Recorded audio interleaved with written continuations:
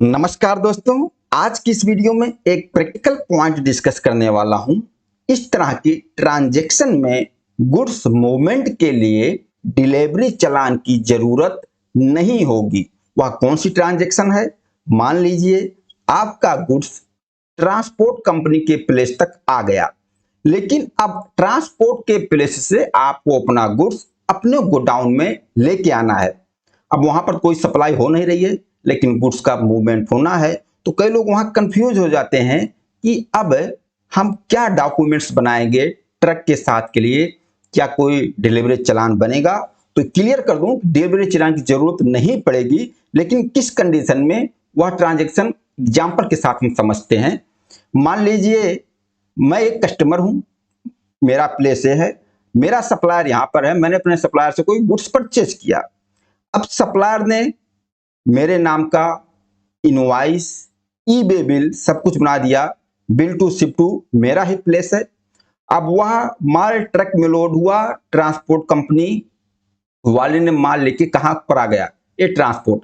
अब मेरा जो प्लेस है कस्टमर का, मेरे प्लेस से ट्रांसपोर्ट कंपनी का जो प्लेस है 25 से 30 किलोमीटर की दूरी पे है। अब यह गुड्स ट्रांसपोर्ट कंपनी के पास ही आ गया ट्रांसपोर्ट में। अब इस ट्रांसपोर्ट के प्लेस से इस गुड्स को मुझे अपने प्लेस पर लेके आना है। तो इस ट्रांजैक्शन में, इस मूवमेंट के लिए क्या हमें कोई डिलीवरी चालान बनाना होगा या कोई और डॉक्यूमेंट्स बनाना होगा? यहां पर आपको डिलीवरी चालान नहीं बनाना।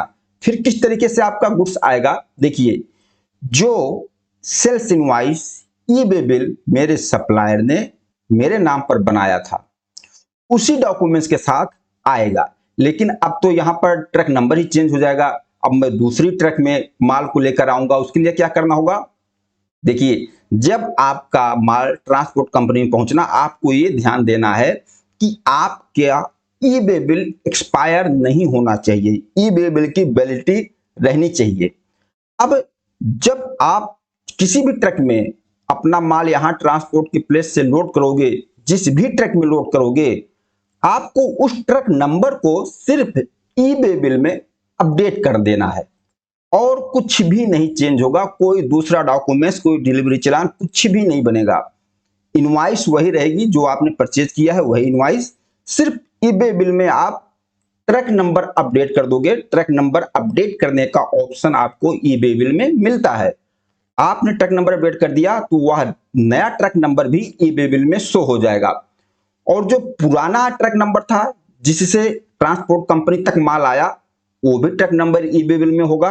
और जो नया ट्रक आपने अपडेट कर दिया, वो भी ट्रक नंबर ई बे बिल में मेंशन होगा। तो इनवॉइस वही रहेगी, वही इनवॉइस, वही ई बे बिल के साथ ट्रांसपोर्ट के प्लेस से आपके प्लेस तक, कस्टमर के प्लेस तक गुड्स आ जाएगा।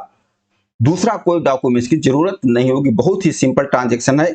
यहां पर कई लोग कंफ्यूज हो जाते हैं। हाँ, लेकिन आपकी ई बे बिल की वैलिडिटी होनी चाहिए, ई बे बिल एक्सपायर नहीं होना चाहिए।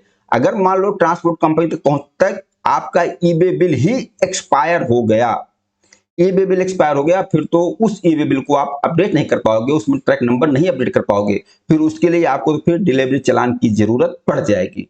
बस एक छोटा सा डिस्कस था। इस वीडियो में इतना ही। नमस्कार, धन्यवाद।